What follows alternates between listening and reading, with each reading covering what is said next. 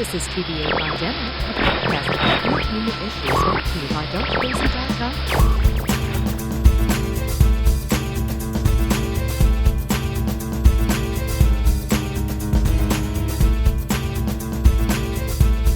This is TVA My Dinner. My name is Sean. I'm here with Brooks and Andrew and Lynn. Hey, everybody. Witcher was a good show. I didn't like how they changed her look. Did you watch Witcher, Lynn? I feel bad. I'm trying to read the books first, so I started reading the books. I understand. Which I've been enjoying. Witcher's a good show. Like, as far as fantasy goes, show. I really like it, though. No, it's good. I did not expect to. It's actually better, like, compared, because you saw Wheel of Time. It's a better production value than Wheel of Time. I haven't seen Wheel of Time. I saw the trailers, but I think it's I've better seen than Wheel of Time. I enjoyed Wheel of Time. We liked it. The Witcher show, I thought, I realized pretty good. watching Wheel of Time, I realized that I don't really like fantasy anymore. Because I realized, like, Wheel of Time is like everything. Like, okay, this is the chosen one, and who's the chosen one going to fight? Oh, well, they're going to fight the dark one. Okay, so the chosen one versus the dark one. Why is that? Because of a prophecy? Okay. Even Witcher does that. Well, I feel like Star Wars does that. I feel like this show, but that, and it wasn't as noticeable probably when these books came out. But it's like it's the standard setup for everything. So now you're like, well, yeah. At least change the names. The problem with doing such an old book series now is that it was one of the fantasy series. And I have a sinking suspicion. I don't know if you know what happens. I read like 4 of the 5 of those Wheel of Time books, and I feel like 78 of them. So yeah, but I feel like, and they're all 1,000,000 pages. Well, I feel like they've spoiled some kind of plot twist later by the show existing the way it is, because in the book, in that first book, they're like, one of these 3 boys is going to be the thing, is the chosen one. And this one goes, all 5 of you girls. I was like, if this story is so old, it's like, that's the twist. It's like, it was the girl. I was like, they're already telegraphing that it's one of the, I was like, yeah, I think it might be them and not them. You know what I mean? Because even though Matt does that thing at the end, it's not necessarily still him, though. You know, it could be him or it could not be. Well, and the show's pretty decent, and the characters are pretty decent. It's not not really an execution problem, but I couldn't care less who the chosen one is at this point. Well, they can't really make it one of the girls, because the whole point is that the male magic user goes crazy, and that's the whole. It's part of the setup of the entire thing is that if it's a male. Well, but I think but that's what I'm saying. Somehow, I think it might, like, them by them including them in this bigger picture. It's now break that rule. And that's not how they set up the first few books that I read. Like, that was never even a possibility. Well, yeah, they did make some changes. Yeah. So I wonder how they're going to do the whole. Should I watch that show? Harem situation. If you want to. I think it's a good show. It's not. I mean, if you want to watch a fantasy show, she's badass in that. She's great. She's the best thing about that show. And the effects are good, and they've got some good-looking creatures. Fantastic. Like when they fight creatures, they're not like Witcher like level quality, but they have some Witcher cool season 2 creatures are better than the season 1 creatures. Witcher, so I don't know if they up their budget or. I kind of like the Witcher thing is really interesting, because like I read that first few books, but they're all just short stories that are the ones that are interweaved with some of these. Because the 3rd book is what this 2nd season was, Lynn. So I don't know if you get to that point. You could probably watch. If you read 3 books, you could probably watch all the show.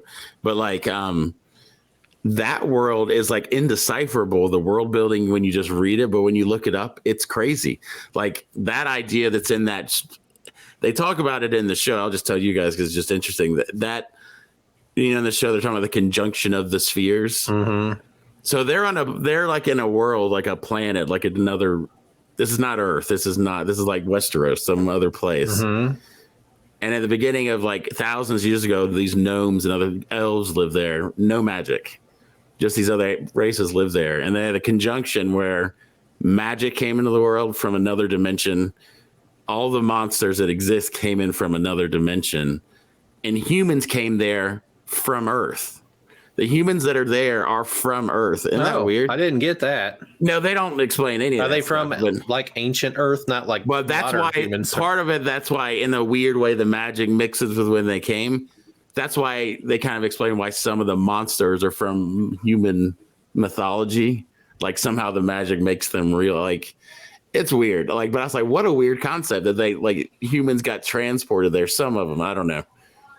That's what my understanding. Is that what those big monoliths and things are? Maybe, yeah. When they say conjunction of the spears, basically they had a multiverse of madness, and all things came together, and like reality broke and different things started. But that's when magic came there too for the first time, and it's like, but it's such a great concept to like have those monuments are like scars of when that happened. Right. They explained that in the season 2. Right. But to have badass, like the humans arrive and they just take over everything. Well, that's exactly what happened too. Kinda. They didn't just plop down, but then they landed on the western shore of that continent. That's what they call the continent, and they just pushed everybody out. I was like, that's kind of realistic. Manifest destiny. Sort of the same thing. Manifest destiny. You manifest destiny. It's weird watching it in their mythology or just the show lore.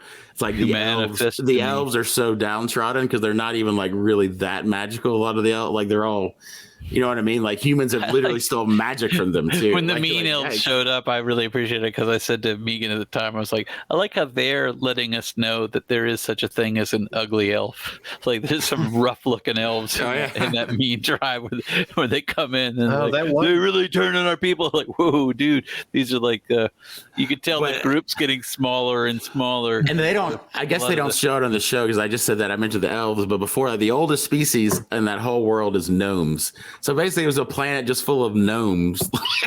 And then all this gnomes stuff ever? I haven't. They supposedly still live like in the mountains where the elves got pushed or whatever. Yeah, but I like the dwarves. I like those guys are fun to show up. You only see like the same set, just like there's always 7 dwarves no matter where you go. I guess there were more. It's really the lore that it's always the same group. It's all political because mostly it's so long, there are 1,000 years since they pushed all the stuff out. So most of the stuff on the show, or like in the last 1,000 years, is battles between humans. It's all just battles between humans. That's why but at the time where this story starts taking place, the elves are the first time in 1,000 years are like, hey, we want a piece of that. And they're like starting to come back in. Like, I appreciate that even though it's the prophecy and the chosen one, it does have elements I've not seen before.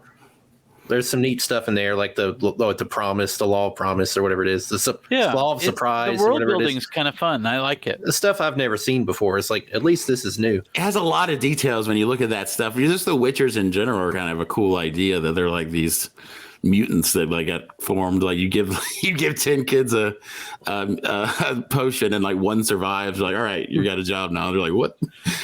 And they grow up and stuff. There's an animated movie on Netflix. It's like it's pretty cool. But I haven't watched it. Oh, but it's Vesemir. It's Vesemir's story.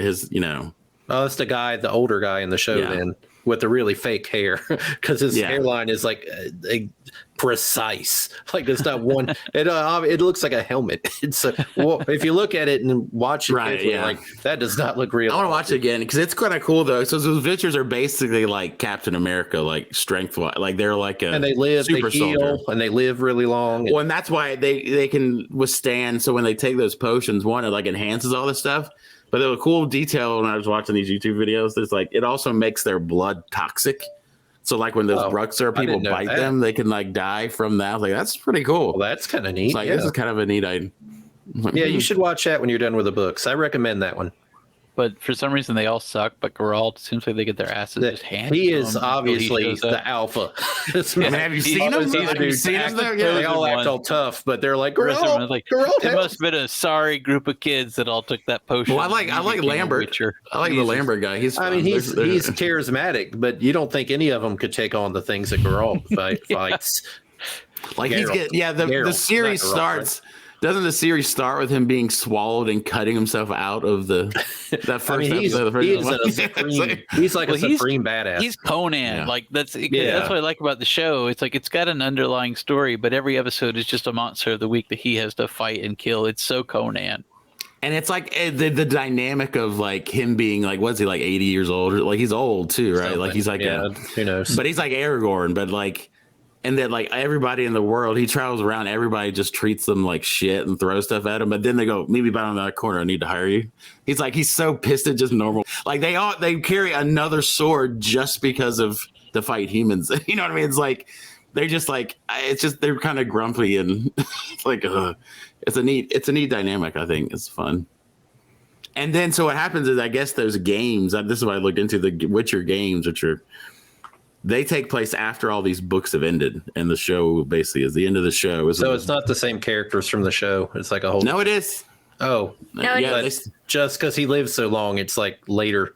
Well, I mean, I don't know how much time period the span of the books are, but the books take place like he gets taken somewhere, gets amnesia, and the games start. So this is after the prophecy of whatever happens, whatever's going to happen in the show, I guess.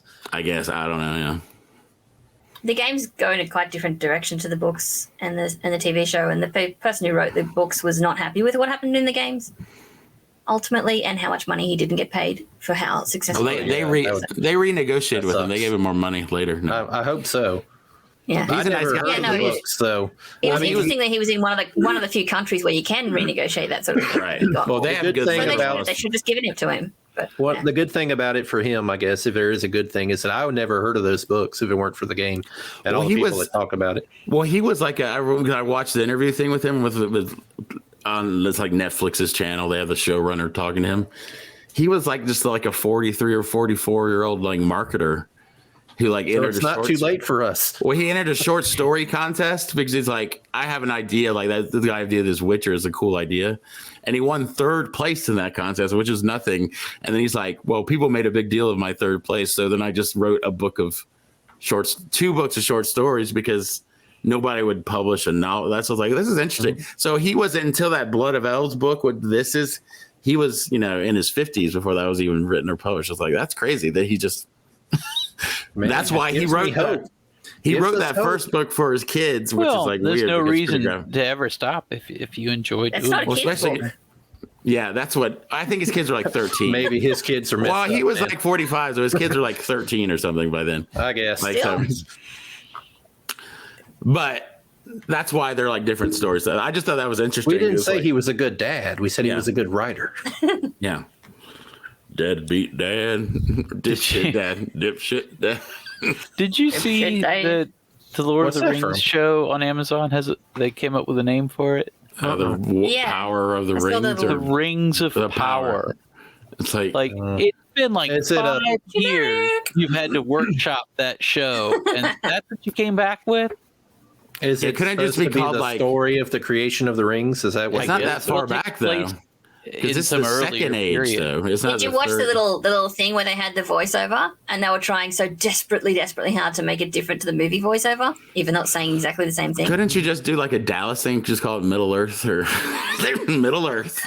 I'd rather that. Well, how about I don't know, War of the Rings? Just spit War of the Rings off the top of my head. How about the Rings of Power? Like that's the most boring. That's not catchy. Yeah, the Rings. It's like, they could have called it movie the 9 Rings. No, this is the Rings. That's the Ring. The 9 Ring. Yeah, I don't know, but it's not. I didn't think this was going to be about the rings. Then the rings like 3,000. Like before. I don't even know now, man. I don't understand. I know maybe it is talking about how the Lord of the Rings movies are like the best movies of all time, and I do believe that. But if you said we're going to make a Lord of the Rings story and we're going to retell the story of the Lord of the Rings in a long format on television, I'd be like, that'd be great. Yeah, I would love that. Yeah, there's other interpretations of things they did not do in the movies that I'd still love to see. Yeah, especially if they didn't take it from the movies, if they divorced it completely and said, okay, we'll just look at the books. Just do that to The Hobbit, man. Redo the Hobbit. Through that idea. Please redo The Hobbit. Just call it Baggins. It's like the Baggins dynasty. And it's like there and back again. See, that would be cool. Or West March, isn't that what he calls his book or something? Red Book of West March or whatever. Yeah. Yeah, there's a bunch of stuff. Well, the problem they're going to run into if they're going to tell the story of the Rings of Power is that you watch Lord of the Rings, you read it, it's like, there are rings, we gave some to the elves. It's like, cool, I get it. I guess it's just rings of power. Problem if they actually show that in a literal sense, it's like the Matrix. Problem with the Matrix sequels is that it's like, if he could be the one, he's God. And then the movie ends, he flies off. You're like, we don't have to explain how that would work.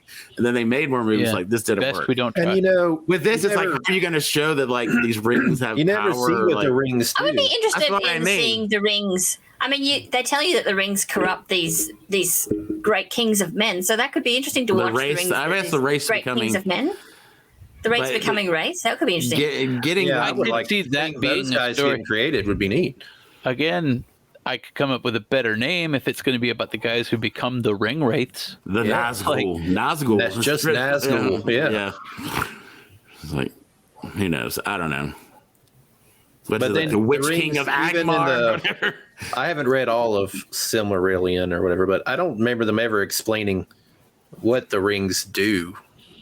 That's what I'm talking about. Silmarillion didn't really go into the rings. Silmarillion's like eternal. It explains how he made the rings, didn't he? Like the elf. They talk about the Silmarils, and there's a whole bunch of just unrelated weird. They were made by an elf, though, right? Yeah. Like an elf blacksmith. They show some of that in that game. Those games on Xbox, those Shadow War games, because the character who's like your helper is the elf that made the rings, whatever his name is. I forgot. I'm afraid it will take away a little bit of the mystical feel of the movies, but. I think it'll just be a dumb show. Like, I'll watch it, but I couldn't be less excited about a project that they've been spending the most money ever on. They're like, we put $1 billion in this, and it's called Rings of Power. I'm like, that looks and sounds horrible. That could be so many million things.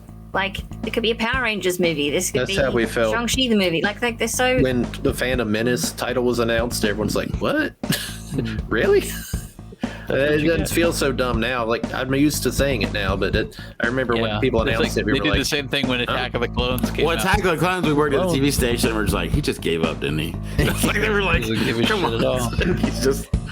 He's the Magic Ring Show.